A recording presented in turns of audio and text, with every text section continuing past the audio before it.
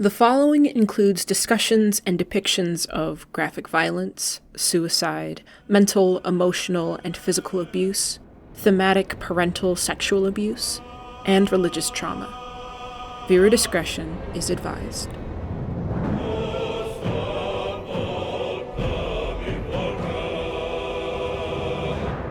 When you load up Baldur's Gate 3 for the first time and have to select a character, you will probably be at least tempted to play the character simply referred to as the Dark Urge.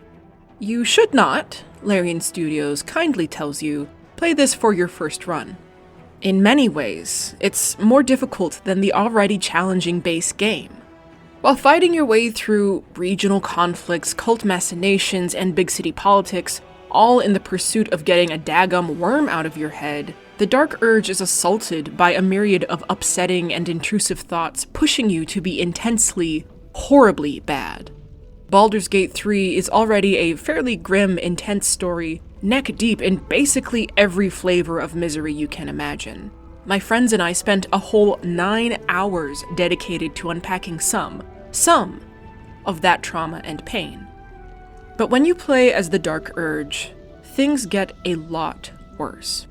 You will be prompted to harm children, animals, innocent bystanders, heroes, legends, friends, allies, and lovers. The Dark Urges clamoring in your head and demanding that you drench yourself in their blood. Over the course of your playthrough, you learn not only that you are an infamous ballspawn of Baldur's Gate legend, but that these urges are sent to you by the god of murder himself. Bhaal is plaguing you, swaying you to achieve his aims and prove yourself a good little ballspawn. He is insidiously trying to erase your will and force you into obedience, however he can. If you comply, you will be rewarded. There's no mistake about that.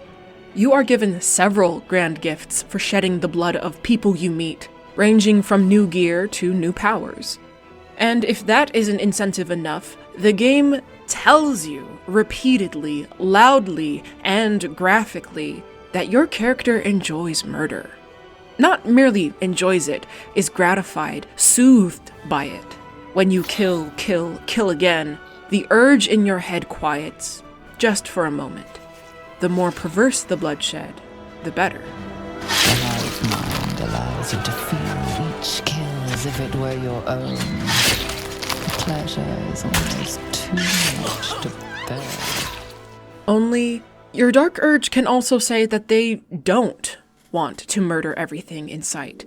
They don't want to be Bhaal's puppet. They can express distress, wonder why they behaved that way, wish they weren't plagued by nightmares of endless gore and pain. Injured, beyond repair. I know nothing besides this. I must resist the Dark Urge, lest it consume my mind. These kinds of characters are called Resistant Dark Urges.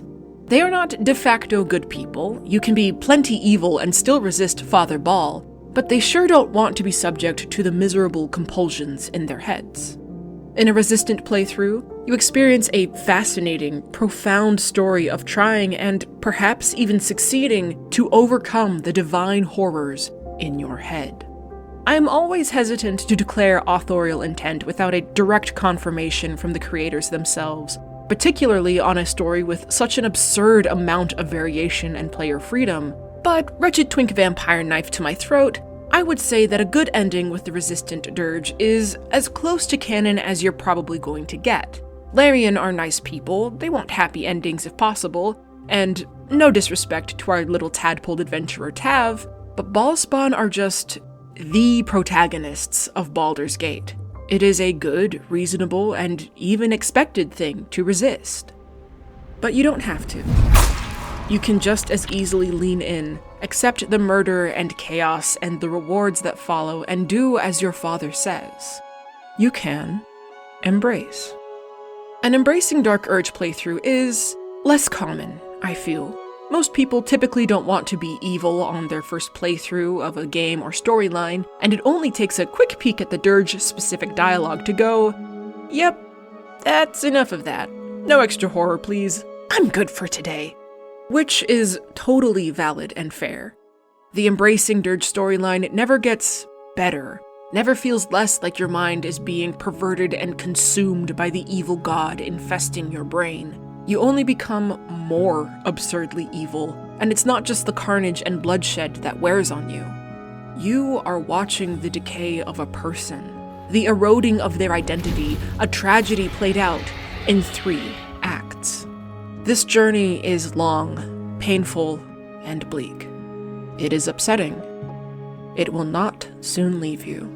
I can't even rightly recommend anyone try it for themselves, but it is important. It is important to know what things can and will be lost.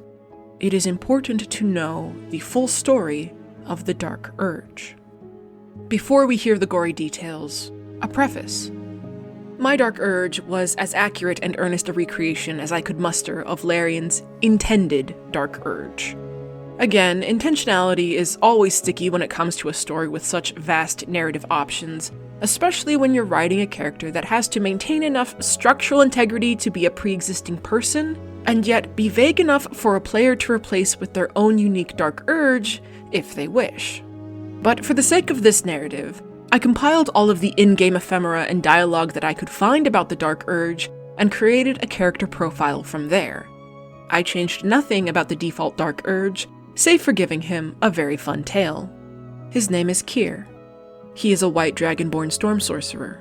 He's cunning, brutal, and self-possessed, and perhaps most concerningly, he is charismatic. The combination of his high charisma stat and the fact that he was a cult leader says to me that he is very capable of swaying people to his will. He is magnetic through either charm or fear, and of course, he is obedient to everything his father says. This will be a thematic exploration of Kier's story and his blind loyalty to Bhaal, rather than an objective examination of all the Embracing Dark Urge content available. I will be discussing the themes, motifs, and ideas that felt most prescient during his storyline, and while there are likely some things about this story that are coincidental, I will rationalize them as best I can. This was Kier's experience. This was how he understood the world, not necessarily how it existed in truth. Please, sit with me a while. I have a very sad tale to tell. There is an adage that villains don't think of themselves as villains. I think that's true, to a point. Amoral or even immoral people have motivations beyond be evil. You can see it in this game. People want protection, power, affection, satisfaction, entertainment. They do bad things for reasons beyond I have to be evil. Mostly. Kier did not think of himself as a villain in Act 1. He was a man with no history, thrown into terrible circumstances and trying to survive. It was not malice that made Kier stab his thumb into the little aberration or leave Shadowheart on the Nautiloid. Survival was not assured, and to escape the Mind Flayers, to make it through every new, cruel obstacle in his path, meant he could not take chances on being gentle or kind. And, well, it got him what he wanted in the end. But Kier, I figured, was not truly neutral. Although he couldn't remember his past, he had a lifetime of sadism, maliciousness, and alleviating boredom through violence, and that, I argue, leaves a few marks. He had spent half his life leading a sadistic murder cult, and his whole life being told he was specially created from a god. His worldview was built on cruelty and exceptionalism, and that left marks. Of course he would want to collect useful, capable-seeming people. He would respect competence and strength. He wouldn't be overly interested in helping needy strangers, and if he did, always with a price. Kier did not start Act 1 as a villain that viewed himself as a hero. He started as a selfish, pragmatic man that needed resources and accepted muck work to get them. Then he became bored, annoyed with the petty hostilities, the constant demands, the neediness of everyone in this world. He didn't seek active malice, but he did not stop it either. And, of course, he paid attention to those he surrounded himself with. End him or leave him. But don't you dare grovel to this slug.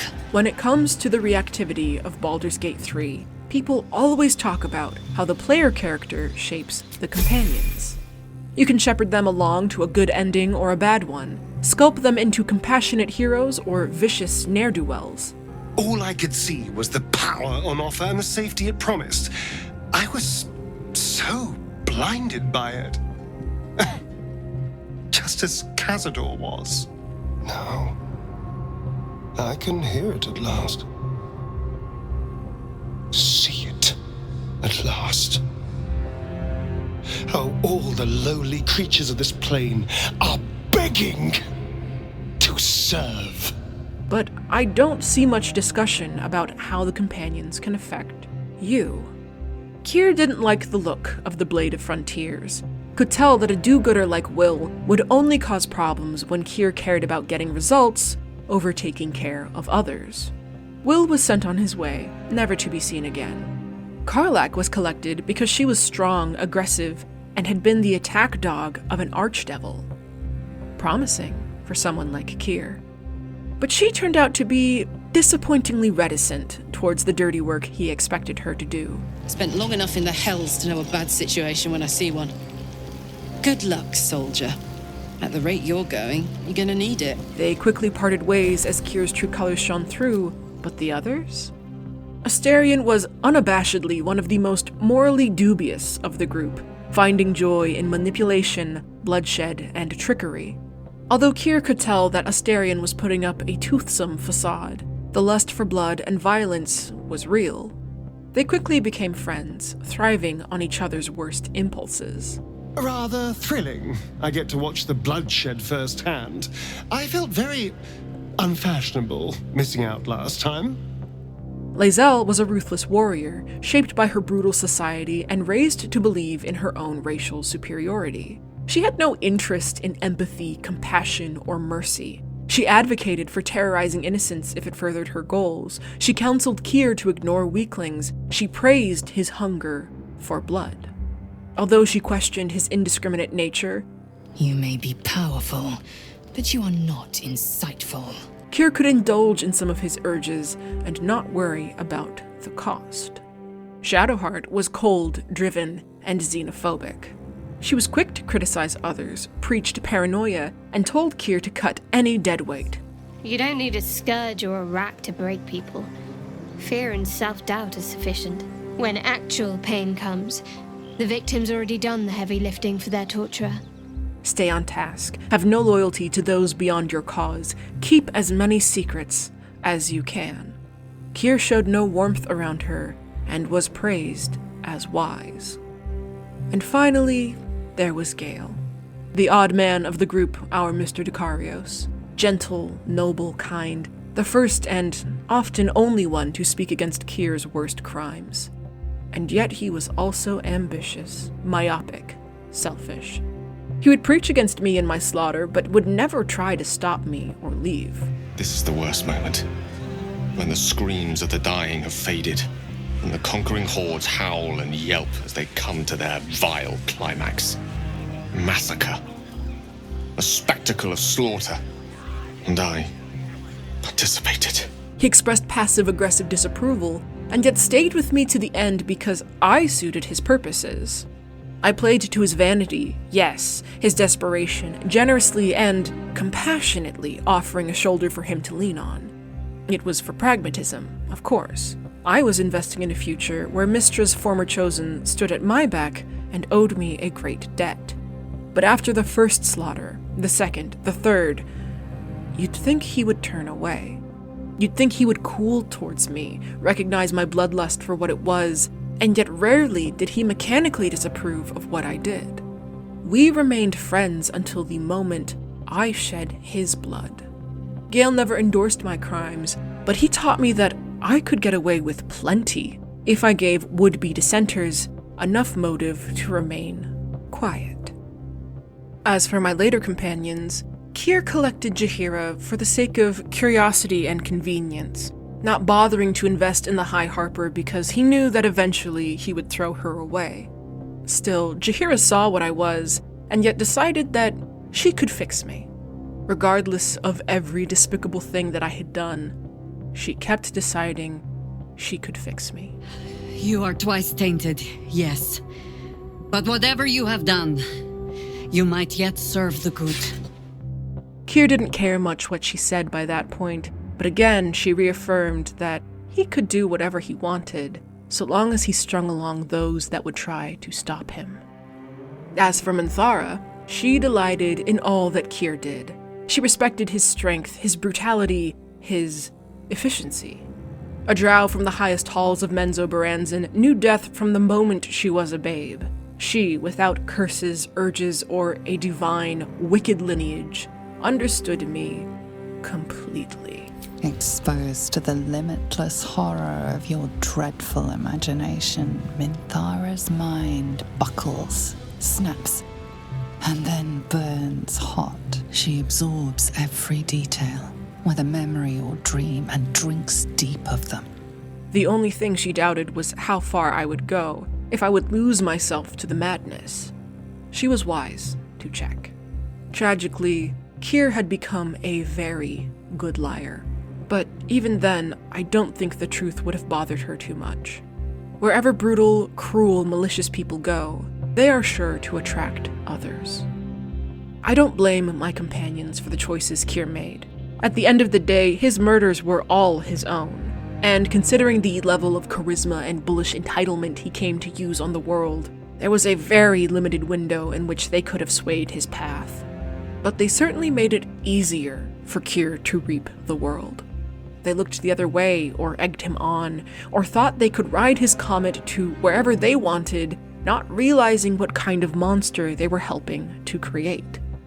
Perhaps if they all had done something a little different, Keir might have tipped back the other way. And while the companions aren't responsible for the player character's mental or emotional health, I can't help but think about how the companions don't take your unsettling thoughts, your dark urges, seriously. If you choose to share your concerns, they brush you off, disregard the severity of what you say, or give you platitudes that won't help. There is some good advice tucked in there, but that seems almost incidental.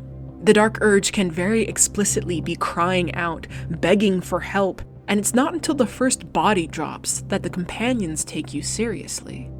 By the gods themselves, what kind of nightmare is this? I'm going to say something I'm confident we're all thinking. Was this your doing? I understand how they wouldn't assume the worst. I understand how they could have missed things, preoccupied as they were with their own inner demons. I also understand that it's a terrible, tragically realistic reflection of real life. People miss the signs that someone is in distress. People don't take that distress seriously. People don't assume the worst. People might not even care if you give them what they want. As it was, we slaughtered the grove. We left the girl to the hag, abandoned the gnomes to their Dwergar slavers, killed the Harper ambush, and were welcomed as heroes in Moonrise. And that, dear viewer, is when things really began to fall apart. The thing they don't tell you when you play an evil character in Baldur's Gate is that so many of the evil characters can be welcoming, warm, and intimate. Granted, many villainous characters will be some level of friendly or deferential for the first half of the game, since you're largely an unknown entity or have high status within the cult of the Absolute. Anything for a true soul. Put in a good word for me at Moonrise, eh? Reaching Moonrise is always going to be a bit of a trip, because you have all of these cultists being exceptionally friendly and inviting, and saying the most deranged things imaginable. Oh, Barnabas. I'm so sorry, me darling. Oh, he isn't the first to die. Her love is simply too much for some. But if you're playing a good character, it's unlikely that you'll have any sort of trust in these people. You are sheep in wolf's clothing, trying to remain undetected. As an evil character, though, there is no artifice. You're not lying or playing a part, you are earnestly saying your own deranged beliefs, and you are accepted. You are both killers. You share this cruel and malicious common ground. You step on throats and you enslave the weak, and you know you are bad, and they trust you to be so. They smile at you. They share this commonality with you. They are vulnerable with you. No. I want the truth. I want to hear it in your voice, not in my mind. No one told me beforehand that Minthara would confess to trusting me more than her own mind. No one told me that the goblins would laugh and share their jokes with me. No one told me that Marcus would treat me kindly, warmly, when he thought I was on his side. And that's just as a normal evil character. As the Dark Urge, it's worse. Your blood sings of murder, and you can't trust your own hands, and at any second, you could be cursed with vile, sick thoughts, and yet you, in turn, are embraced. The Elder Brain missed you. Cressa the Merkulite adores you. Gortash is delighted to see you. They know what you are, what you've done, what you seek to do, and yet they open up their hearts to you. Elgahor, Doktak, Slayer. There are many names for you, and all of them inspire dread. You are exquisite. They would kill and betray you in a heartbeat, of course. They are evil, unreliable people, and yet they still open up their hearts to you. What do you do with that? How do you survive that? Conventional wisdom says that these people, these scoundrels and liars and slavers and traitorous monsters couldn't feel such warmth from me. They shouldn't be earnest when they smile, or call me beautiful, or mourn my absence. That sort of feeling is meant for the heroes, the innocent, the good. This game is hard and miserable, and you must harden your heart against every despicable thing your horrid father asks. And then Larian comes in with a pickaxe to open you up again. These people like you. They admire you. Your companions learn who you are, were there beside you when you did all of those atrocities, and they can still come to love you.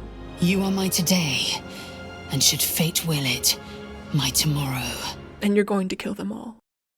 You're going to kill them, Ballspawn. Father has asked it, so you are going to kill them all. It would be easier if the Dark Urge didn't care. And maybe they don't, that's up to you. But there is still the option to care.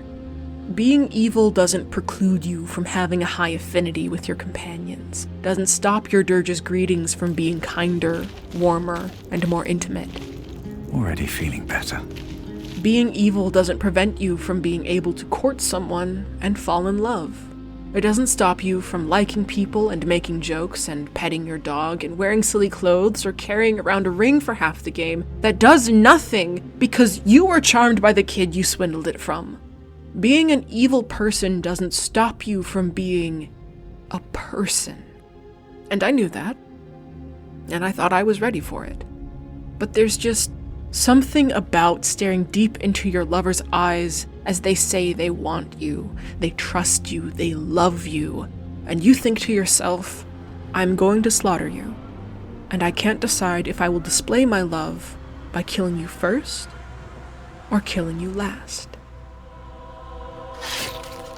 It's first, by the way. If you go for the ballast ending, you may honor your beloved by killing them first. I am glad it was you. No other blade would have sufficed. I thought you should know that. You get to choose to kill them first as a mark of honor, and Bhaal will make it as sweet as every intimate moment the two of you have shared. Because that's the truly terrible, sick part of it. I knew going in that the dark urges were from Bhaal, but I didn't realize how deep the perversity went. In a non-Durge game, a player's personal quest is written entirely in the first person. We should try this, my goals are thus. But for the Urge quest, it's second person. You are like this, you want that. Special, yes, special, aren't you? Shh. Don't fight it. You know what you need to do. Bhaal is sitting directly in your head, telling you to kill and kill and kill again. It is a constant drip feed, poison in your ear, the malicious force shaping your very perception of your own narrative. If that wasn't enough, the urge occasionally rears up and tells you what to think and feel, artificially forcing you to behave as Bhaal wishes. Together we rule Faerun as kings. No, more than kings. Gods. We rule as the absolute. The urge, the deplorably brutal urge, sickens within you. When you level the world over, that dead world must be yours alone. But first you will rule. Then you will ruin. Any resistance against him is met with terrifying, unsettling dreams, where it is implied that you are more susceptible to his will. If that wasn't enough, he sends you Scleritas Fel, your reverent butler, who worships you, adores you, praises you, love bombs you, and tells you exactly what your father wants and what you must do. I vow I will say your name 1,000 times in prayer before I rest tonight. I love you so dearly, Master. I come here, for I wish to bring you another powerful tithe. But I cannot grant you this prize quite yet. You must do something divinely unspeakable first. He is packaging up the bloodshed and perversity with compliments and praise and gifts. No matter where you turn, no matter who you trust, no matter what you do or think or say, Bhaal is always there to manipulate, corrupt, and exploit you. If you disobey him, he hurts you and calls it a blessing. If you listen to someone other than him, he makes you feel sudden, visceral disgust. If you resist him, he demands everything you love. And if you are a good little Bhaal spawn and do exactly as Father says, he rewards you. He gives you such beautiful gifts and praise. Oh, such a strapping young behemoth. He is buying your affection, your devotion, your very life. It's hardly novel in a world full of malice and guile, but it certainly feels more intimate, more invasive, more consuming. You can never escape Bhaal. You are his child. You are his flesh. You are his toy. And it gets worse from there. Once you reach Baldur's Gate and begin engaging with the Bhaalist storyline, you are engulfed with the Bhaalists' need to be noticed by their god. They fervently fight for him, joyously die for him, clamor and backstab and connive to gain his wicked favor. It feels obvious that an evil god would demand evil from his followers. Kill the innocent, butcher babes, betray your own friends and kin, violate every tender, intimate bond a person can possibly have. You yourself can even say that Bhaal delights in such cruel perversities. It's a kind of manipulative cruelty that you see with many of the evil forces in the game, but there's just something different about the way Bhaal does it. More intensive, more perverse. For other evil acolytes, they still have some sense of identity. Family, friends, pets, hobbies, favorite flowers, preferences in how they groom and dress themselves. But for Bhaal, his followers are truly not allowed to have anything beyond him. They exist to worship him. They live to become his favorite.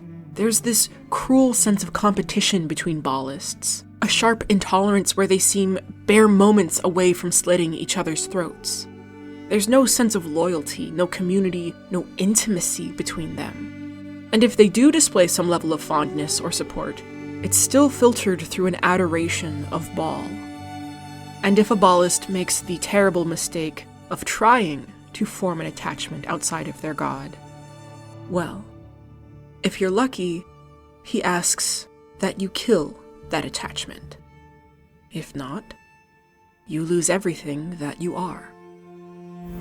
No, not him. Not him! I did all this for him! Everything! Everything! No, Warren. You did this for me.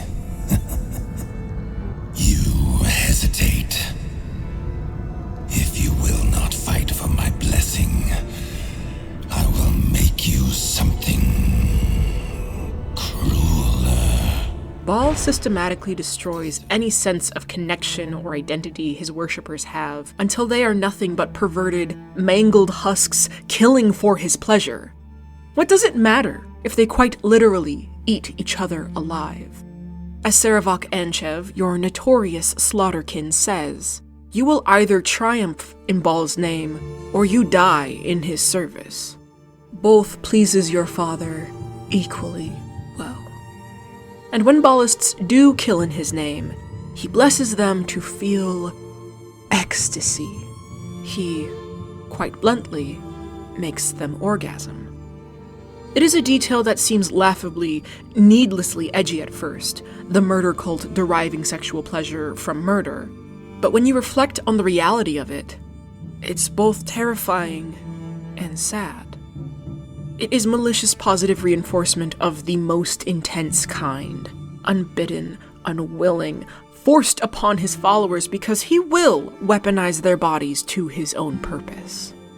Combined with the fact that you pray to Bhaal by killing, that your very communion with your father god is orgasmic. What chance did they have? Bhaal may be distant and cruel and manipulative and intolerant and 1,000 things besides, but I know that Father loves me because he makes me feel better than anyone in the world.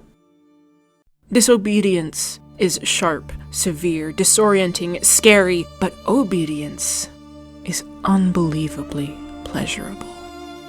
He is your father. He must be doing this because he loves you. All you want is to make him proud. Perhaps your dark urge is able to fight this perverse, multi-layered net of manipulation and coercion and abuse. Maybe they are able to see something beyond the cage Bhaal made of their own senses and instincts. But if they are like Kier and don't resist, or if they simply can't, it makes a brutal, cruel amount of sense as to why. Especially since whatever your dark urge is like, whatever their choices in life, they are lonely. They want approval. They want their father's love. He haunts their mind, and he carved them from his own flesh, and he demands their blood in turn, and so of course all they want in this world is his love. Or maybe that's just an intrusive thought as well. How can you tell as the dark urge? How can you ever be sure when Bhaal can poison your brain and contort your desires and drive you mad whenever he wishes? Kier was loyal to Bhaal, doing whatever was asked of him. He killed Isabel without hesitation. He hated Ketheric on sight. He learned of his purpose and decided instantly to lead the world to most glorious slaughter. And the entire way, Bhaal perverted his body to make sure he would not turn back. As my playthrough stretched on and Kier settled into his nefarious ways, I began to realize that the game was becoming more difficult. Emotionally, yes, of course, you can only experience so much murder and despair before it starts to weigh on you, but it also became difficult mechanically, logistically. There are a unique set of challenges that an evil character must face, but those are even greater for an embracing dark urge. For example, I only had 4 potential companions for a good bulk of the game. I turned away Will, I lost Karlach, and the only time I met Halsin was when I stumbled over his corpse. Even when I eventually rescued Minthara and laboriously dragged Jaheira from the wreckage of Last Light, I never felt the glut of options I had with a truly full camp.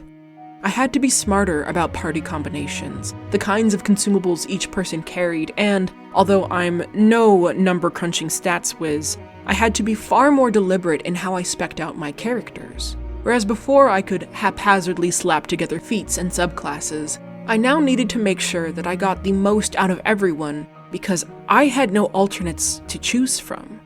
More than half of my party relied on spell slots, and I didn't have the luxury of running back to camp to swap people out when their resources were depleted. I either white-knuckled my way through encounters, or suffered the additional steps of slinking away for a long rest and coming back for a second try. Which isn't the greatest heartache, but it was another complicating factor that I had to keep track of. These people are truly limited resources that I have to use well. Kier also couldn't make himself turn away from fights, not when murder was his mission.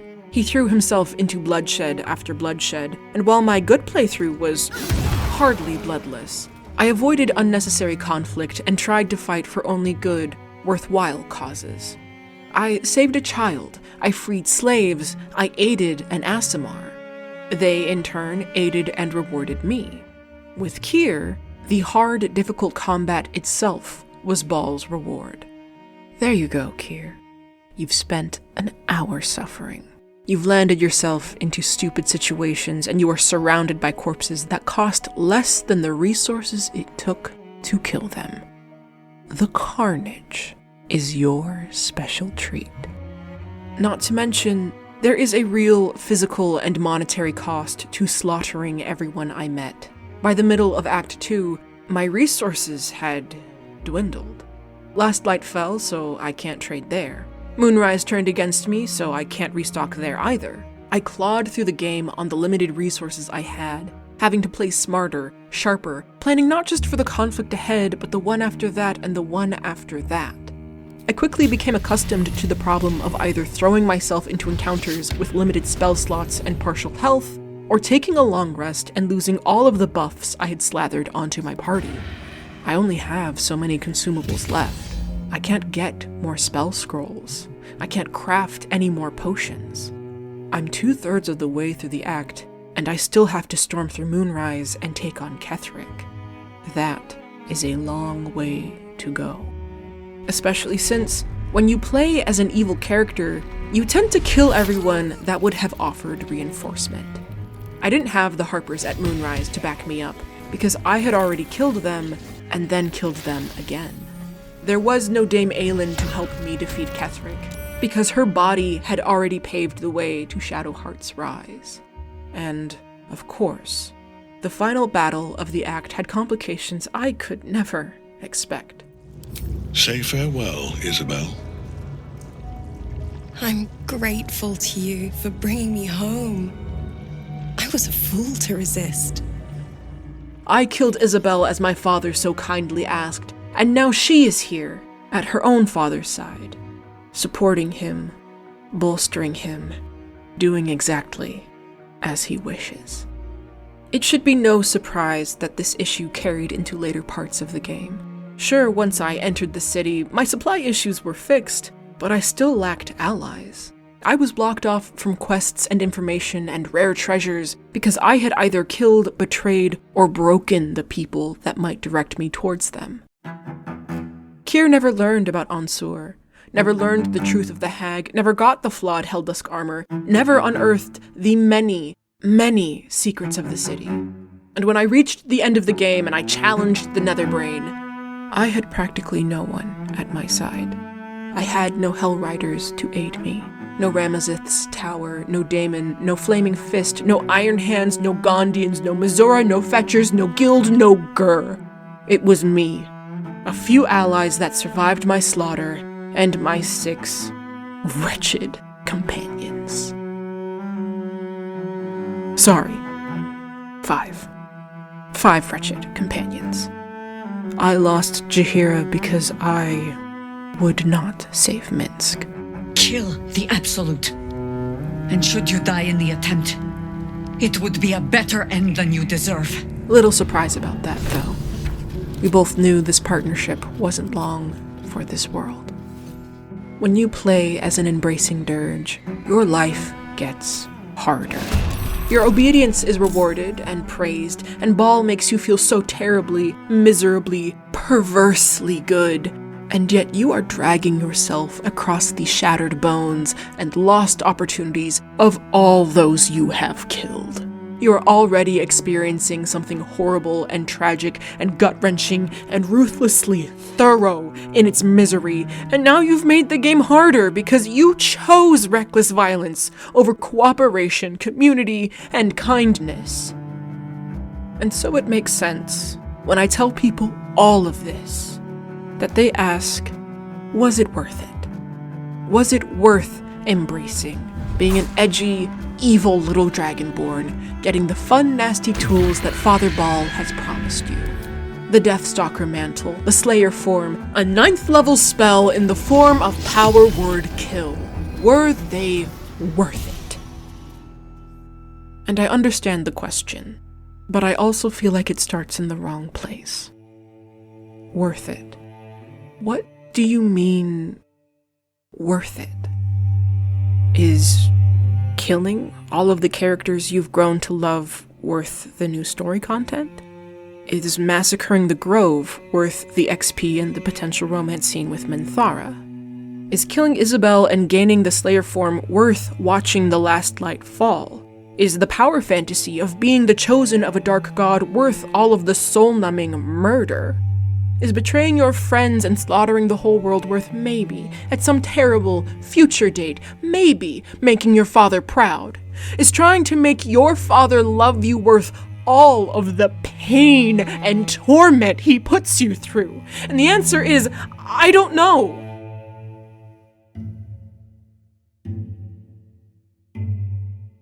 I don't know. I didn't think of those things in terms of worth, and neither did Kier. There was no cost-benefit analysis, no running the numbers on stats and buffs and rewards. We were compelled, him by his rancid blood and me by my taste for tragedy. Was it worth it? You learn new things. Was it worth it? You craft a highly specific narrative of pain, suffering, and perversity. Was it worth it? You get to see what happens when no one tries to intervene when terrible people run rampant. Was it worth it? You get to see what happens when people do try to stop you, but you have already stacked the deck totally in your favor because you don't care about playing fair. You want their blood spilled, so you will spill it. Was it worth it? Maybe. I still don't know. Kier has never known anything else. What I do know is that it's terrible. I cannot stress how truly terrible it is. Each individual act is bad, certainly, but there came a point in Act 2 where Shadowheart killed Aelin, and I tensed to see the world crack apart and suffer, and nothing happened. There was no special cutscene. No significant change. No sign that we had killed the daughter of a god. And then I realized that it didn't really matter that we had killed her. Not on a grand scale, because I couldn't make the world worse than I already had. I had already destroyed every fragment of light and hope and goodness that I could, and things could not become any worse. That's what an embracing dirge is like. You reach terminal velocity far faster than you would expect, and then you play the rest of the game knowing you can't make the world worse than you already have. All that's left is to cull it, and when you are the last creature living, you will kill yourself as well, and then, and only then, will your father finally let you rest. I don't tell people that they need to play an embracing path. I don't tell them that it's worth it. I don't even tell them all of the parts that are important to me, because it's hard to explain the value of the heartbreak I felt seeing Kier descend into grandiose insanity. It's hard to explain how impactful it is to be neck-deep in gore and yet receive the softest, sweetest kisses from my in-game partner, and know that her death is coming regardless. It's hard to explain how I looked Minthara in the eye and then rolled a 38 on my deception roll to say I was completely in control of myself. Kier did everything his father asked, and his reward is slitting his own throat like a sacrificial lamb. I will not tell you to do what I did, but I will say it is important. I will say it's fully developed. I will say it is highly, terribly considered. There is a purpose to the Dark Urge, to embracing, to personally crafting the worst possible timeline, not for recklessness or spite or simply checking a box, but because you believe that is the path your Dark Urge will go down. There is value in seeing how meticulously Bhaal conspired to make a wicked messiah out of this pitiable wretch, and how this wretch still had to work himself to nubs to get everything to go his way. This story is important.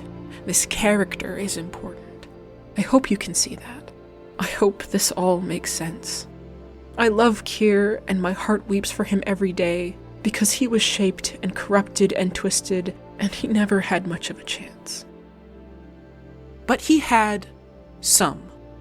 Next time, I'll do it different. Next time, I'll help him resist because I now know how bad it can go. I know what all he can lose, and I know that he is balanced on a knife's edge and with the right friends and opportunities and support, despite everything pushing him back towards Bhaal. I know he can fall the other way. Thank you for watching. Please take care.